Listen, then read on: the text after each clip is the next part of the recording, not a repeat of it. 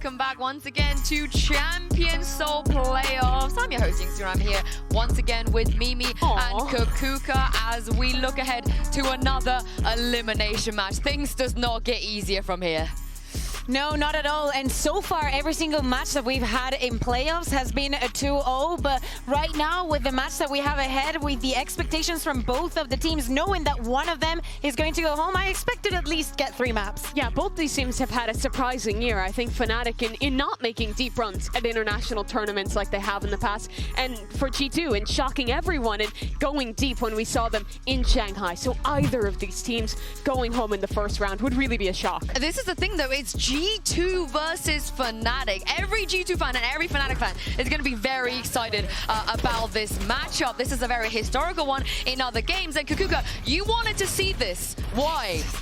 Because I think it's very interesting to see the matchup between a team that came from Ascension, that, as Mimi was saying, had this journey throughout the year, gathered a little bit of had already that international experience, has gotten very, very far, but not really achieved that goal besides actually making it into Tier 1 against a Fnatic that was in everybody's mouths last year. It was the team to beat, it was the team to be also. And this year they've hit it in such a different journey that I want to see where they stand at the moment. Yeah, for G2, I mean, they're the ultimate challenger of this year. The team that came out of nowhere and has really surprised everyone. I mean, they didn't come from nowhere. They've been grinding for this opportunity for a long, long time. But for them, I think that this would be a real proving ground to beat one of the most storied IGLs in Boaster, especially for a guy like Valorant. Not many teams can say that, you know, that they've bested Fnatic on an international stage. And for many teams, that was the goal for a very long time. Yeah, let's speak about G2 a little bit more because, Mimi, I know you have a telly prepared for us. Yeah, I want to talk a little bit about the Icebox against Leviathan, because I think Leviathan had them red in this series, and this close map is how they went. I want to start off on their defensive side, taking a look at how they set up with this Viper wall. Almost every team in the world at the top level is throwing that default wall that you've probably seen on all your ranked games. It has the normal stuff. You can flood in from these angles, isolate fights. It lets you also hard anchor on the site. G2 aren't doing that. Instead, they're doing this one that we see cutting down the map. And some of the ideas you can do with this are A, fighting up and over to isolate a duel and stop the belt player from swinging in. And secondly, when you're playing retakes, it also lets you segment off and take this fight and this fight kind of as an isolated angle instead of having to swing into as many crossfires. So they're going to be really relying on retakes, and you can see that in their setup in this round. Leviathan have some key ults, Killjoy Lockdown, Sova Hunter's Fury, and Mazzino has his Harbor ult as well in just 1 pip. But they know that G2 is almost always playing off site. So they're set up here for the retake, and Lev don't use any of that utility to get in. But this is now where the disruption for Leviathan, which is a key thing we saw as well when G2 lost to EDG on this map, come into play. Those ultimates are going to begin to get used into this one. You see that dart get popped deep, and Calm is going to start firing off this Hunter's Fury. That'll give space for his teammates to get into this site and plant off the lockdown. And G2 have critically already used this Harbor wall, which is really their biggest piece of utility to fight back into these sites. So now that's gone. G2 have to scamper away from this one, but it's still a winnable position. 4v5, plant coming down, and this is where the next layer for Lev come into play and where G2 really get cooked in this round. Because look at the minimap. Instead of falling back, every player on this team, except for Calm, is fighting in and taking these deep duels. They're not going to let G2 play those set retakes that they look so structured on, and instead are just going to brawl out and win this one through. I think G2 had a real problem with an over-reliance on the retakes in this map. And once their initial strategies got disrupted and some of those Lev individuals stepped up and had big rounds like we saw here, that map slipped away, and then it was a tough map too to lose that series and now have to go down to this lower bracket. I think that Lev did a very good job of putting G2 in the one situation that they didn't want to be in. There were so many rounds on their attack where we would see G2 players dying where they shouldn't be dying, taking fights that should never be taken.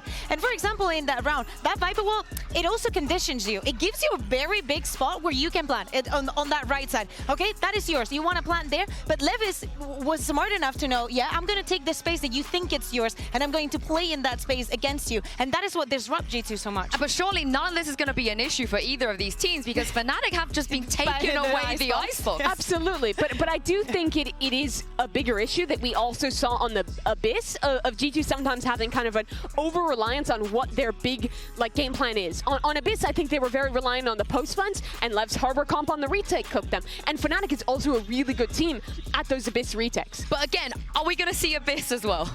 Is that going to happen? I think that's more possible. Yeah, it is more possible than the Icebox, that is for sure, no? But yesterday we had questions about why Fnatic decided to do some things and not others, so it is up to them. I think that with the G2 conversation, it ends up in G2 is a very well-structured team, and when it comes to these moments, their biggest enemy is themselves. Literally, because they will make mistakes that are completely unforced. Sounds like Fnatic's problem as well. I feel like they both have a similar issue.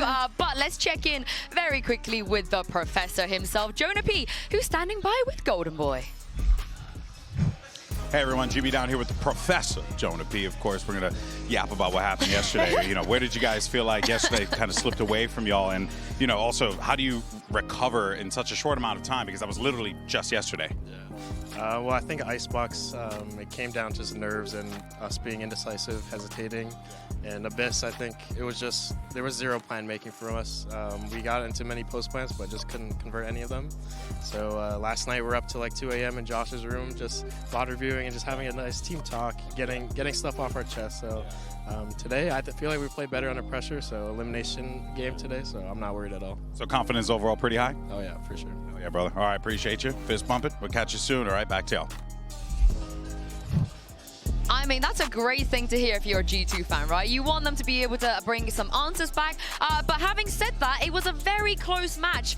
Mimi and every player on G2, they had their moments. They could have won yesterday. Yeah, that's the thing. I mean, we saw them start to rally a little bit. There was rounds that made it look possible with some of the individuals popping off on Abyss. But it really was all about those individuals for G2 and Map 2. But what Jonah was saying in that interview, though, I think is very apt. This is a team who has done super well under pressure this year in these big events. The comebacks at Shanghai, the run there, playing back-to-back-to-back matches to make it into the top 3. These are the situations where this team now has the experience to dig deep and think, hey, we've done this before, we can rally back, learn from that loss, and do it again. And also, do not forget, at least DRX and Trace had a day off. G2 and Fnatic were playing yesterday. Fnatic was here less than 24 hours ago, playing their match and actually being here. So it comes down to the experience. It comes down to getting together as a team, having those conversations, and maybe spending more time talking and discussing than sleeping. Honestly, I bet you a lot of problems are solved in Josh RT's room. Right. I feel like that's where you go. You're just like, we have an issue, let's solve it. Yeah, I mean, absolutely. This team has such a bond, right? Josh wasn't with them from the very beginning with the guard, but that's all that these players really talk about, right? How close they are as teammates, how much they've grown together this year from that squad who ascended to now this team who is a consistent contender at global events. Yeah, and we're seeing here in this B-roll all those clutches that we were seeing coming from G2. Things were not working in map 2. They do have what it takes to have those individual moments, but of course it's something that you cannot rely on, especially not here. Yeah, and speaking of individuals, Durke. Nikita. Yeah, Nikita Shirmitev, as we call him in Spain. He good. Well, that is his name, to be fair. But yeah, I feel like the performance that we're seeing from Durke, even when they lost against Fnatic, he is onto something. Throughout the entire year, he's been questioned about how he plays the Euro and why he plays it. Some of the decisions, okay, hit or miss, big hits or misses. But in this tournament, I think that he's performing so well. This is the form that you do not want to face Durke against. When you think about Durke, you think about the other top duelists in the world. Your Osbuses, maybe even your CNEDs, those guys who have lifted trophies in the past and been there and done that. You don't really think about Icy, but he's a guy who, after a rougher start to his year with G2, I think has really stepped up here at Champions. So just like Durke, switching over and playing a lot more of that Yoru, I think he's looked much more comfortable, has been willing to take more individual individual risks, and I think his individual form has really started to shine a little bit more, partially because of that. I mean, I've been very, very loud when it comes to shutting down the Durka haters, but for me, best Yoru player in this tournament. He's shined when Fnatic haven't done well, and there have been a lot of moments, though, Kukuka, when Fnatic, they just haven't done well because they're throwing away 4v2s, 5v3s, which they really should not be. It's in so many of these occasions, right? We saw this pistol. This was a 4v2. Yes, Benji had hell of a match yesterday. The shots the Heretics were shooting made completely no sense. But if you're Fnatic, okay, it happens once. It's fine. But that it happens again, and this one in round 24 out of Sunset, this took Heretics to OT, made them win the series in a 2-0. Something that could have ended in a comeback for Fnatic. And again, they put their hands down. They think that the round is over just because they have a 2-man advantage, and everything is done, and everything is over. It's like losing that kind of threat. Quite frankly, this is one of the roughest games I've ever watched of Fnatic. They generally don't get stomped like they did in that game, but they do have that experience factor of having been in these positions, knocked down to lower brackets before. I think the biggest question is just resetting the energy, going back in and figuring out what went wrong. Why didn't we show up? Because they've had a real problem with map ones this tournament thus far, and they're going to have to solve that quickly now, playing back-to-back days against G2 in the lowers here. I just want to see them lean towards that Haven. Lean towards maps where Alpha yet doesn't have to play Killjoy. We've heard it from him in EMEA. He's bored of it. He's not focused when he's on that agent, and we saw a lot of that yesterday. To be fair, we have seen many faces of Alpha. I remember when they used to run the race on Ascend. Like he was always good. And he was always good because he's Alpha. Sometimes we forget. And yes, sometimes he's been relegated to playing the Killjoy. It doesn't mean that he's playing bad or that he's not going to perform, but then you put him on an agent like ISO, for example, on the Haven, and you're mind blown because for a second, you're forgetting he's still Alpha here. G2 can really struggle when teams kind of start to take a lot more of those risks and get really brawly. And Fnatic this year have shown the ability to do that, playing those ISO, those Yoru comps that you're talking about. This team has grown a lot from that team that was only about the structure, was only about the like perfect mid-round having to go right to win games. And one of them is going to have to go home today. If you're Fnatic, internationally, you have not done well this year. You have something to prove. You have a name to defend. But for G2, you're the new kid in the block, and you still have a lot to prove.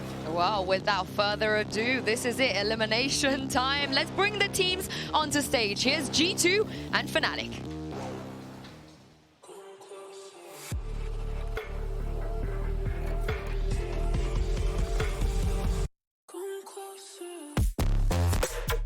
Fnatic.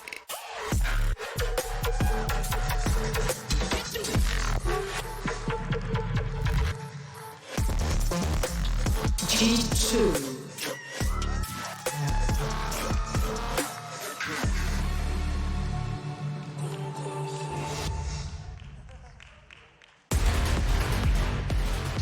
Oh boy, this matchup has the potential to become one of the all-time classics. But this is the lower bracket. There is no room for mistakes when elimination is on the line. And look, they've gone with the Haven.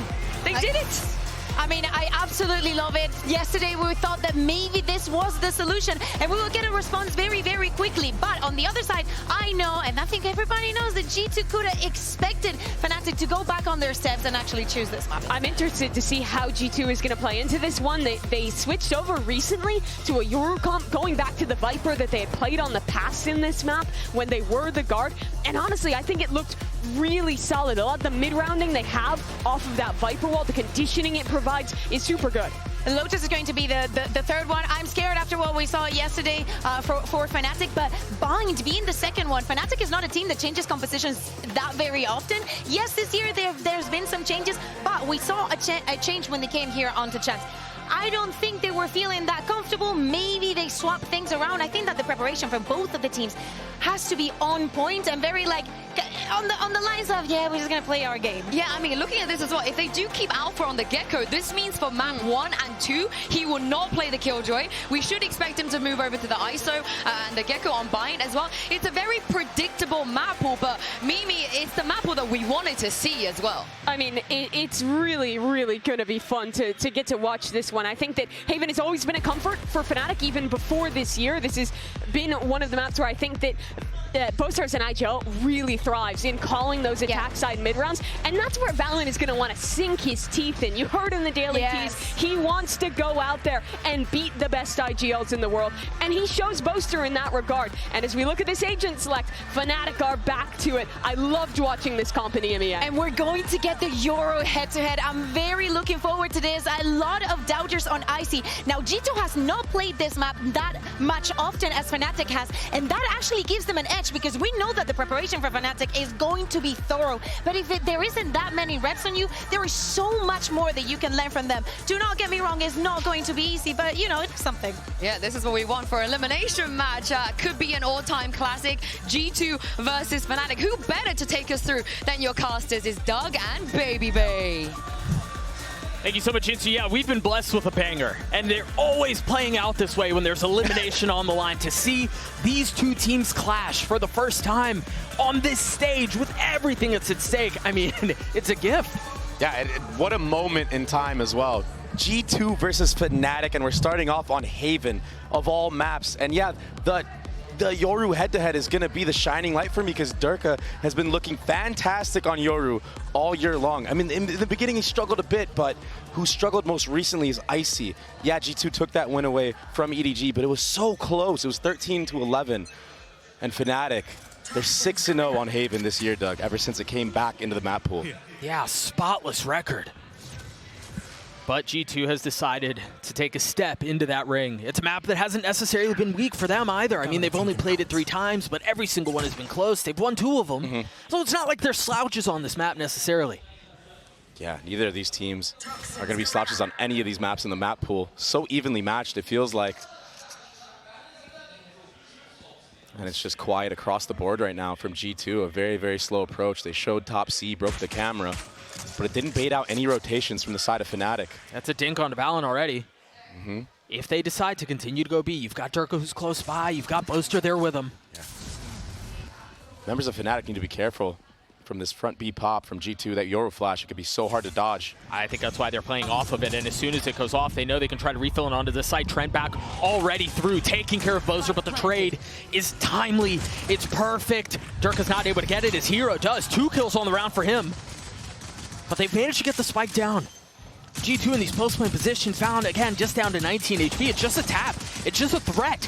Just enough to try to get him out of position. Do they have a flash? Do they have anything? They all just swing out. They all just face. And they're outnumbered. Fnatic will get the pistol. And you're right, the approach from Fnatic in front B, they understood when that Viper orb goes up, they need to be careful, they need to back up. And the flood in, it was almost perfect. Boaster, his paranoia was on point, but he just couldn't connect the shots, and he ended up going down first. But the flood from Hero, the flood from Durka, it was too much for these boys of G2 to handle. And the 4v2, they're not going to throw it this time around. I was going to say something, but I didn't know what to say. Hey. Choosing to stay family friendly is Boaster at the beginning of this. We'll see if that's the case though as the series goes on. I mean, there's both. You think about this matchup between Boaster and VALORANT. They're such deep competitors, right? Like they're the quintessential fighter. Both of them are. And they have such a deep map pool, a deep strat book. And the coaching staff that's behind them as well. I say that as Leaf just takes the head off of Durka.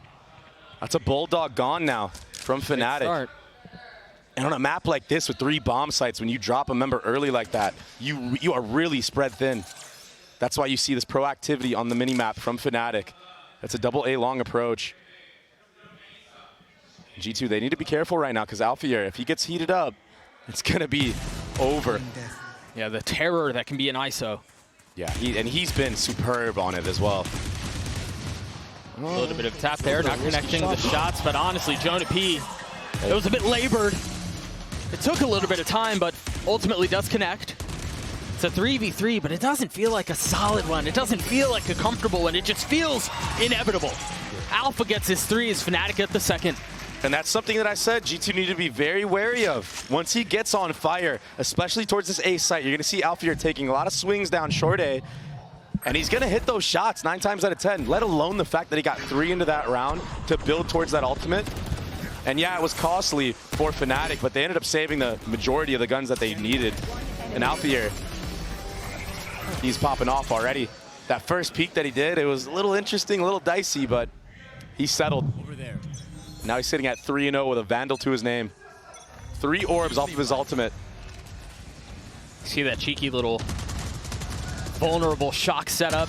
Icy's been dropped. Leaf has 2. This is an excellent start out for Fnatic. Yeah, picks across the board. And off of utility in mid as well. The 1-2 punch, the Yoru walking down. They swing out. Boaster is going to have a tough ask in the backside here. He is alone, but they don't know he's here. Meanwhile, Fnatic is getting a ton of info. You've got Durga who's pushed down C long. You had the drone come out from Chronicle towards A, and they've got him fully funneled into the middle of the map, and they know that. The paranoia is going to be a little bit wide, but Valorant shots do connect. Now they can flush back C. The thing is, I don't know that they really have a good idea of where Durga is. I think they might have a notion that somebody could be down C long, and that's why they're planning for CT right now. And this drone, it's going to get good info on where Alphayear is. Again, Durga is the problem, and the problem has not been solved. Nasty work from Durga. What a transfer. That's a scary sight for G2 fans. If he's hitting like that already. Oh, he commits to the TP backside.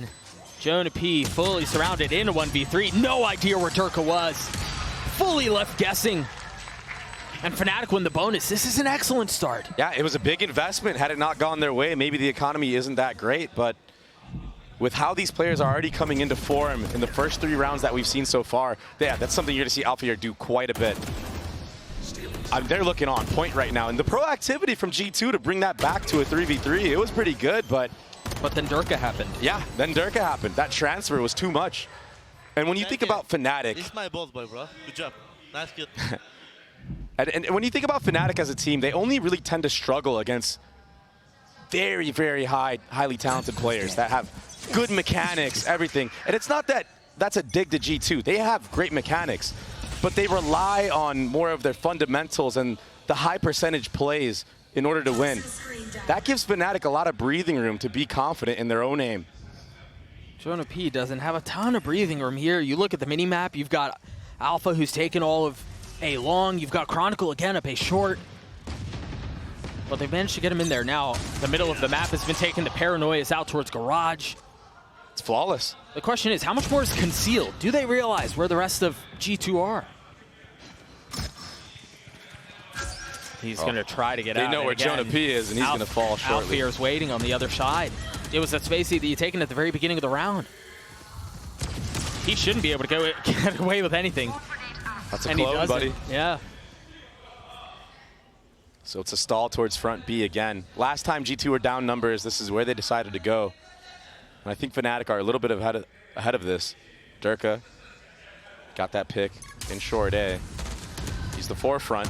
Can't connect yet. This is notably more difficult. Remember the last time they did this, they had the Viper Orb that they could play around. And they also had rifles. Oh, that shield. So damning. There's really no way for them to fight back to this, at least not in this round. So a flawless one comes through for Fnatic as they get to 4, and I think it's concerning as we look into the next because Fnatic have a couple of ults to speak of. Durga has his, Alphayear has his, and then you've got, I believe, both Hero and Chronicle close. And they haven't stopped at all. It's been aggressiveness every single round so far from the side of Fnatic. But the difference is once they get those key kills, they fall back and they play as a unit. It's looking very cohesive right now. And very smothering for the side of G2. It's going to be an early timeout for good reason. It seems like the G2 players, they just can't seem to even hit shots at this point. Yeah, Fnatic full steam ahead for now. A 4-0 start for them. You've got Alphayear who's coming online. And again, that's what you need on that ISO roll. He's been able to deliver so far, 6-0. Perfect bill of health so far. Yeah, this Durga and Alphayear combo has been the bread and butter of Fnatic's success on Haven in 2024. Yeah, I mean, the ISO and the Yoru, and it's so unique. Their willingness to innovate and bring those into the fold has just, you're right, it's netted them so much success. It's netted them a perfect record on this map. Yeah, and for G2, it's tough to prepare against a composition like this because it's so niche. Yeah, who else is running this? There's not a lot of teams that are running it. Maybe a couple teams in APAC that I've seen. But limited reps against a comp like this can be very hard to play against. And the way that Fnatic are approaching playing against this Viper comp, kind of getting ahead of the Viper wall and honestly trapping JonahP a lot, even giving that A short space. It's an awesome approach. A lot of good prep work has been done from the side of Fnatic. They seem to have a good read on how to play against this double controller. Well, it's the adjustment for G2 on the other side of the timeout. You've got Trent, one away from having his Hunter's Fury. An aggressive TP out from VALORANT again to Cubby. And a dart to buy some space. But again, you see the utility being exchanged from the defense. And I think this is what G2 needed to do. They needed to shut down this A control. If Alphier is there, push him back, at least get his shield off of him. But he's not even here this time. He's waiting for a 1v1 opportunity. He has that ISO ultimate online. That was so dangerous. The drone expiring just before it catches a couple of members. But as soon as anybody makes contact around the map, Alpha's gonna pop that shield. He's gonna ult. So if G2 take too long, here it comes. Here's the 1v1. Alpha and Leaf on the other side. He's got full health. He's got full armor. But how do you deal with the double tap? It's too hard. Not at this high of a level. Most of the time, the ISO will win that exchange. On the other... Oh, it seems like they're going to try to get out onto the side. Not going to lie to you guys. Didn't really see what happened there. But lo and behold, they've managed to get decently far out. You've got the Paranoia coming out. The Decay as well. 30 seconds. But it's Surface in again. such a good spot, but JonahP just decapitates him. Boaster able to respond at least a little bit. Now a 2v2 as the spike goes down. It's leaving Trent on his own. He's got two shots, but position's been given away. Knife out. Shots not settled. And again, Trent has to go. No armor. That's not the right weapon in that position. The defuse will come through, and again, they're going to continue to feed this in Alpha. They want to lean into his ult. Yeah, he just used it. He already got full 4 ult orbs into that round. And you see the value of the ISO on this map. The way that G2 like to play this composition is to do a little bit of a push and pull. They like to break utility, make teams second guess. But you can't do that if you're getting ulted. Wherever you make noise, whether that was going to be at A, whether that's in Garage, he's going to ult you. He's going to take the 1v1. And with his mechanical skill, yeah, forget it. It's over. He has a shield on him. 9-0 so far. And again, more than halfway to having his ult online. The desk was talking about how Fnatic struggle when they start off slow. Or even when things just don't go their way. Keep in mind against Heretic, they lost a 4v2 to start the match. This time around, they're so confident because they won the 4v2. I mean, it's perfect. It's a map that they're familiar with, a map that's netted them a ton of success. And the beginning of this could not be any better. Kupiko's traded 1-for-1 Leaf with a lighter. Well, lighter weaponry here, just a stinger. Yes. But he's the tip of the spear with JonahP close by. They're going to invest the pit into this? Boaster's just waiting on the other side. But Trent is too. Surely he's been spotted. They've got to know that he's there. Trent is so far away. Just now going to get in range to use that Hunter's Fury if need be. So they have full A main control. But the pit is down, and that's going to make this so much more difficult. Leaf's going to fall too. A 2v4 that needs to go the way of G2 for any semblance of hope, and it does not look like that will be the case. What in the world can Trent do? Outnumbered and dead. 6-0 the way of Fnatic, and that's another ISO ult online. What a retake from Fnatic. That was a chef's kiss moment. It can be so hard to go up against a Viper's Pit, especially when it's all in CT, but opting to just go through window.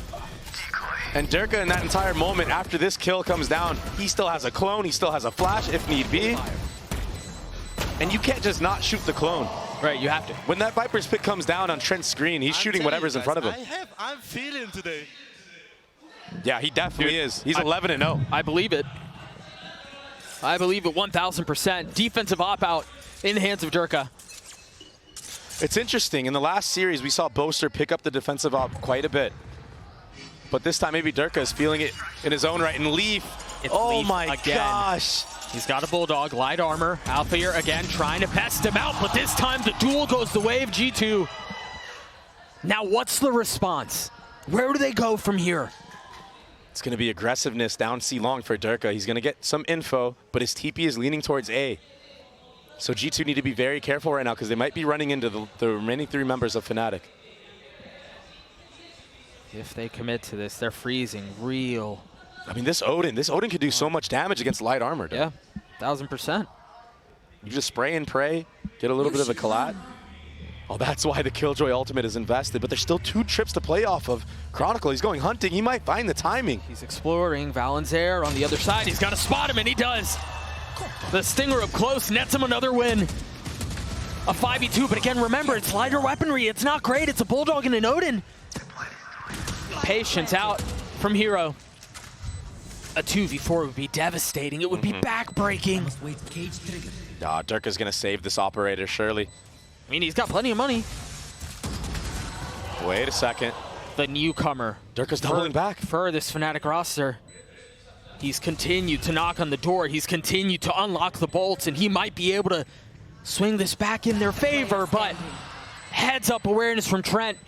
Now Durka has no choice but to get out. Not in that situation. G2 will finally get on the board. Again, I don't know that they can necessarily even upgrade any weapons. They're going to carry over Valen's Odin, but that might be it. Oh, Trent does grab something there. Yeah, he grabs the Vandal. But Leaf drops anyways. I guess he only had a Bulldog. It was a light investment from the side of G2. But winning that round, that was a must-win round for G2 to get any type of momentum back in their favor. And Leaf winning the head-to-head this time around. Durka, Alphayear, apologies, could not settle the shots. He tried his best at it again. Chronicle's patience there was so nice. He sat there for what felt like an eternity and then just got a little bit too far up. So G2 get on the board. Get that monkey off their back. Now you've got 4 rifles and the Odin to speak of. Still have the operator on the side of Fnatic though. Dude, so much aggression. What a combo. Could you imagine if they were trying to take a main there? Yeah, they would have gotten decimated. One-shotted because of that vulnerable that ISO can throw. And the paranoia out from Boaster. You wouldn't see a damn thing. Yoru clone is so good against the Cypher. Breaks all the trips in Alpha. He's going crazy right now. It's 1-for-1 though. Leaf again. Able to clean him up and have his number. Trent pop the ult. Not really going to connect out onto anything. They have a little bit of garage control, but the thing is they don't realize that there's somebody right behind them nipping at his heels. It's Durka again getting as much info as he can. Meanwhile, Boaster's trying to do a bit of the same, but Trent anchored in. We'll clean him up. What's the rest of this retake look like for Fnatic? The drone will create a little bit of space. No ultimates on the side of the attack. No smokes on the side of the defense either, so it's just going to be complete RNG. That's a good start though, yeah. That's a big one, but Leaf's timing. He's given his position away. He's only able to find one. It's going to be Chronicle on his own. A tap of the spike into the swing, and JonahP will best him. G2 get their second. Good proactivity after that kill on the flank by Trent. And so far, we've seen Trent. He's sitting all the way back most of the time that G2 get on the site and get that spike planted. They're aware that Fnatic like to use flanks. After that kill comes through, the double flank. Yeah, there's a bit of a whiffage going on from Leaf, but no one's ready for JonahP in this moment. The numbers game too much in favor. Alpha just jumps out the window smoke. Yeah, G2 are going to need to be more aware of the crazy plays that can happen against this basically double duelist comp of ISO and Yoru. I mean, that's another free pick, but I think that'll spam this time around. And the 1-2-3 punch. They're investing so much into denying this A-main control from G2. A-main, mid. I mean, every single round. If it's either the Decay Shock or it's the Paranoia with the Vulnerable and then the Hunter's Fury, like, they're dumping so much into this area of the map, and I think that makes the game plan very clear. Fnatic walked in with the intention of denying that space, and so far they've done so. And this is why I'm so surprised that G2 aren't ready for this. This was a set play that Fnatic had already previously ran like 2 or 3 times. Durka walks down mid. Hero swings off of him. Alphayear, of course, he's just going to peek A. Not shock. Yeah. Just a little short. This is just such a hard post plant to play. There's 3 members flanking long. And still an Omen Paranoia for Boaster. It gets committed. Hero just absolutely decimates Valen. And deleted from the server. And Trent's left in a 1v4. That first shock will go out. The spam coming through will clean up 2. But there's still so much work to be done. Note Boaster did not get it to half. Now finally done so. The classic just cannot connect. Yeah, not enough ammo in that Vandal. And Fnatic taking the disciplined approach, playing all together. Yeah, they get collided through a smoke, but still, it's a 4v1 in that moment. Oh, the turn from the Yoru flash, but that's the weird thing, that turret. Leaf thought that it would clear that spot of mid, but Durka, he just knows. He's so aware of what that turret can actually see and how he can finesse around it. And that's part of the issue is I think not only are they willing to invest so much utility into A main, but then you've got Alpha filling the space behind it. So yeah, you can try to wait out the shock and you can wait out this, that, and the other, but then what? Look at this. Another walk down mid, this time with more members. That turret does not clear this box. Leaf, oh my goodness! He's punished again. First it was Alfir, now it's Durka. That was such a nasty shot. Off of the jump spot, you have to be so precise to hit that. And right now, if you're G2, it just feels like you can't do anything. You cannot take control of mid. You need to start doing a different turret, maybe through window. But the problem is Fnatic were ready for that adaptation. They had 3 players, front B, ready to spam window. Every single corner seems to be considered for Fnatic. He stuck that. He stuck that right into Hero's lap. He's going to get a second on Valen too. So risky. I imagine there was a flash behind it or something. I'm sure we're going to see that on the replay, but I think the story doesn't change. JonahP has gotten 3 on the round. He's going to have to get 2 more. An ace to potentially just get G2 their 3rd round of the half. Problem is, Fnatic have the spike in full control. They can see it. It's in their sights, and it's a crossfire in garage. This is impossible. How in the world does JonahP do that? He can't. This has been near perfect Valorant out from Fnatic. Yeah, other than the MasterCard Thrifty that G2 got, there was only, what, 1 other round they won? That was, oh my, that's absurd. That is absurd. She killed me jump spotting, bro. 4-4. With a Phantom, too. It's disgusting. Disgusting work. And there was Hero dealing with what Icy was trying to get backside on. So limited on what you can do on the Yoru, especially on the attacking side. And Icy, he's sitting at 2-10 right now. He's struggling again. I mean, all of G2 struggling. Yeah. Oh, man. This time it's Trent. Oh, he's just trying to take the fight right to him. But Alfir, 2 for 3 on the Gulag this map. Yeah, and off of that, Durka gets all that free space. There's a triangle setup here in A. If G2 want to go back, they're going to be met by so much opposition. That smoke, Valen, he's trying to finesse in the minds that maybe Fnatic are going to back up, but they're ahead of this, so it's a hard read right now from Fnatic, they know. Boaster still playing close by. If they fully commit to this B fight, he has a paranoia that he can hit from there. It's all off the cue from Alpha, but he gives the space up. Look at how far back the trips are from Hero. Leaf's gonna get tagged. The Hunter's Fury has been invested. Leaf is already dead. What a setup. No corner is safe. Valen's left in a 1v3, and yeah, he has the spike, but again, it's these miserable 1vx situations. That was so sick from Fnatic. What a great round. And Alpha just spams him through the smoke. That's how the game's been going. Everything in favor for Fnatic. But to take all of A control after Alfir wins that 1v1, it allows for Chronicle to have that crazy Hunter's Fury line. If anybody goes garage off the trip, if anybody goes front B off a contact. And that's exactly what happened. That was such a nice set play. Look at this. I mean, it's beautiful Valorant right now. It takes the entire map away, right? You remove a full third by denying A main space, and then you've got the ult that's just going to deny everything else. And right now, like I said, I've been so surprised that G2 haven't tried to speed up C long at all, because that has really been the weakest area for Fnatic so far on this map. But they took so long to identify it. And it's just too late at this moment. There's 3 members pushing up A long right now. Leaf is... He's going to have to create a miracle right now with this Guardian. Meanwhile, Icy's ulting on the other side. They're going to try to accelerate, as you were mentioning, towards C, but you're right, it's probably too little too late, and Leaf has been left with so much to do. Meanwhile, Icy trying to get back sight off of the flashes. Leaf dealt with. The site still up for grabs. You still have so many members of Fnatic that are playing close by. Icy trying to swing out the buggy from that distance. Will not connect, but Valen will.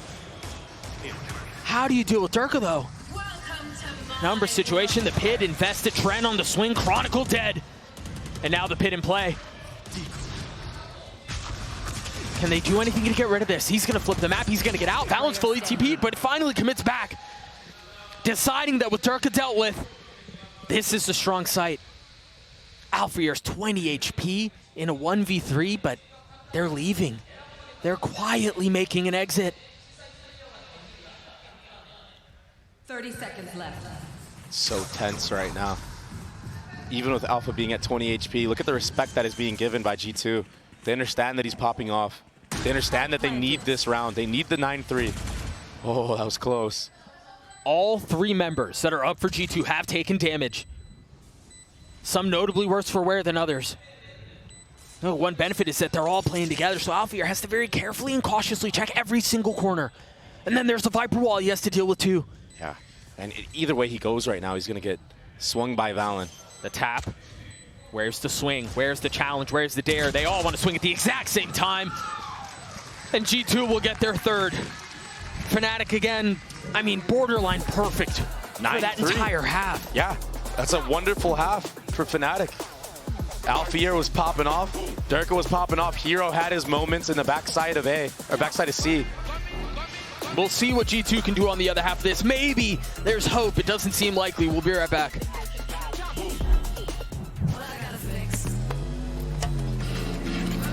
Oh, come on.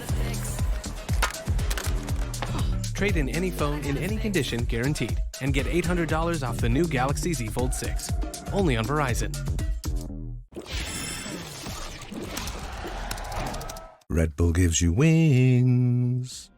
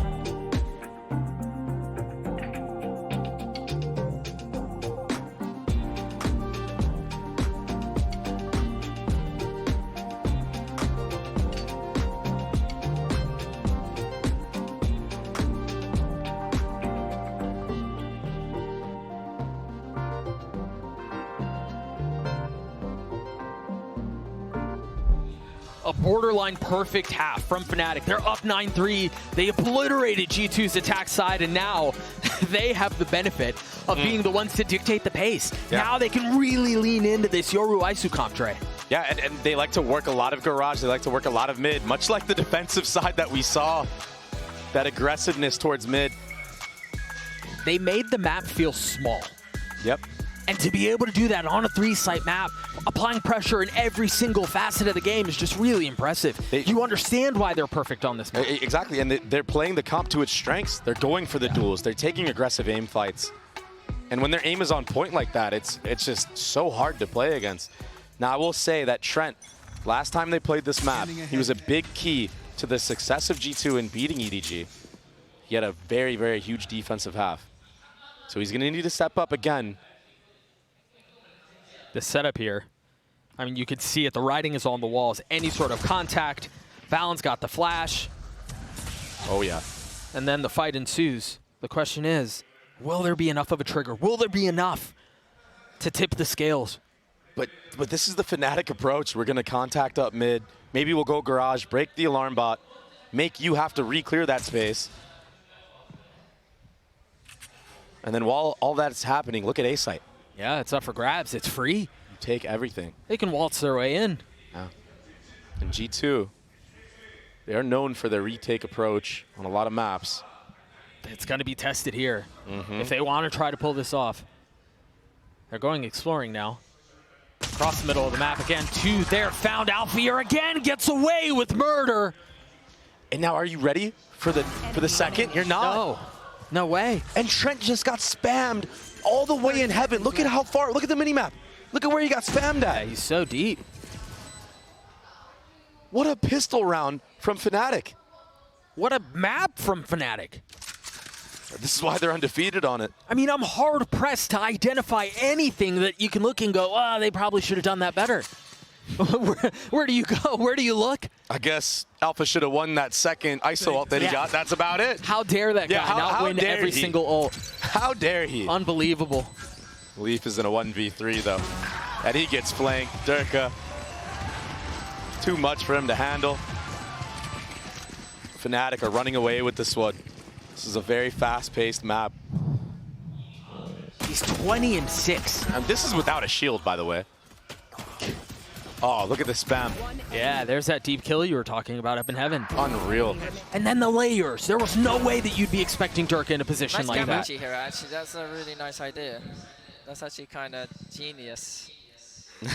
He's talking about that cam on the post plant that was watching short and long. They're having fun with it, Doug. Wouldn't you be having fun if you were up 7 rounds in an elimination match at Champs? Yeah. Oh my gosh. There's really no gun to fight back here for G2, but I think this is just going to continue to be like a styling performance out from Fnatic. And Alpha almost has another ultimate. The second round of the half. He's going to have it for the bonus, and he has a Vandal already. If we can walk through this unscathed, and then he's got the shield, and then it's perfect. The setup is so beautiful, too. Oh, as I say that, the cam gets picked up. So now nobody's looking short A.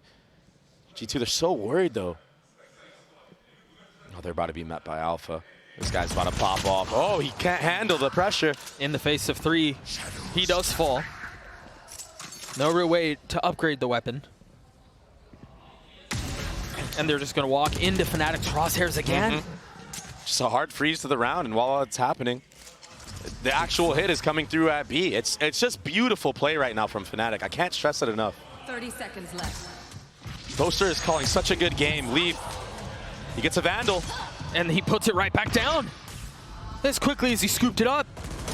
Now Chronicle on the swing back side will clean up the last 2 members. Fnatic get up 11-3. Yeah, and that's the Vandal grabbed by Boaster as well. So all the good guns that they needed, they have into this round, and they're 1 orb off of the ISO ult.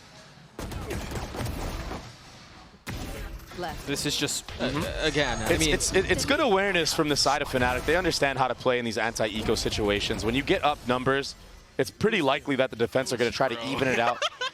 That's whatever. Yeah, it looks like G2 are just going to have fun with it as well. Maybe just go next map. I don't think Fnatic's undefeated streak is going to end here. No, I don't think it will. That's some hard-hitting analysis there, Trey. I mean, bruh. What in the world can G2 do? Warm up. Yeah. That's what they can do. Go next. Try to start hitting some shots. That's a good start. There you go. But again, as soon as you kill one, you should expect the other. That's how it's been so far. And I think the other Leaf is on the move. And I think Leaf has an idea of it too. That's why he picked up the CT area. They're concerned about it.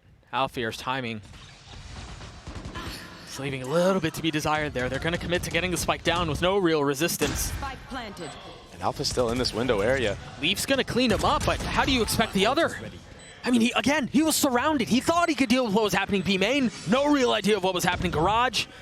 And now they're not even necessarily concerned with dealing with the spike and covering for it. Look at Chronicle's position. Just so aggressive. A brawly approach. And well, for good reason, it's all gone their way. A turn of the flash. No kill found. A 2v2 now. Icy weak. Valen not much better off. Alpha's just going to ult the diffuser. This round should be done. This map is very likely done. It's done. It's a save from G2. They know they don't have time. And yeah, it's because of that positioning from Chronicle. He basically just slips the net. And yeah, he's on an island there, but he buys enough time for this to happen right here. That spike goes off. It was a great start to the round for Leaf. But Alpha, who just sat in window the entire time, didn't get re-cleared. It's like and again, just cut the map in half. Again, it's what you said. It just feels like it's so smothering for G2. It feels small, yeah. Again, Chronicle's positioning. I mean, in for a penny, in for a pounding of G2. Like, they're up 12-3. What rounds have G2 won? They won the Thrifty in the first half. Another post-plant round. It was the Viper pit round that they won at the end there. It's just been dire straits. No pistol rounds. And it's tough. It's tough getting decimated like this because, like I said, like at least if it's kind of close or maybe even a 13-8, 13-9, you get warmed up and you're ready for the next map. Right. You have something to hang your hat on, if nothing else. Yeah, exactly. But like G2 are working off of nothing right now. So even so, they want to just try to string a couple at least. Yeah, this feels like, let's see what sort of moral victory we can get to close out the map. Let's see what sort of benefit we can carry into the next. Because for as much as we've talked about Haven being Fnatic's domain, we're headed to Bind next, and that's a map that G2 are very comfortable on. Yeah, and Fnatic aren't slouches on it either, but yeah, G2 are extremely comfortable on Bind. We're not quite yet there, but we'll be there shortly. Yeah, we'll be there real soon. Yeah. Real soon. And it's tough to point this out because, again, from top to bottom, G2 have struggled. Icy at 3 and 14. Yeah, the head-to-head, it's been rough. Even starting on the attacking side on Yoru, sometimes it can feel impossible to entry. That jump spot's going to spot a lot of people. Hello, off the paranoia. They're going to bait all that out, and yeah, they're going to lose full A main control, but Fnatic wisely accelerating, taking the rest of the map. They're not even taking the map, they're taking heads. Taking names. Fnatic up into a 5v3 situation. Boaster again on the prowl, behind enemy lines. It just feels like there's always somebody behind G2. There's really nothing that's safe. And again, I know I've mentioned it a couple times, but it feels this way once more. The map feels small. It feels so claustrophobic for G2. And Fnatic are just running circles around G2, a 13-3 stomp. And again, really nothing for G2 to hang their hat on. I mean, that was looking like the last series of DRX versus Trace, a 13-3. Is that 3 13-3s in a row? I believe, or no, the second map wasn't. Either way, it's been a very one-sided day. We'll see if Bind tells a different story. Maybe we get to Lotus. Who knows? We'll be right back.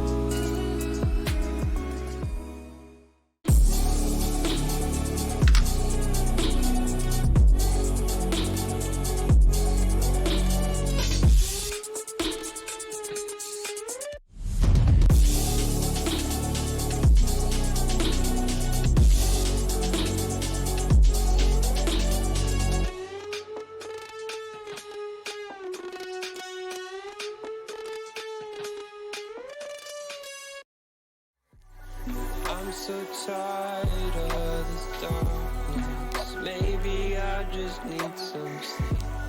Not refreshed, but not defeated. I need to choke my envy while I'm looking and looking around. Climbing my way up onto higher ground to find my way.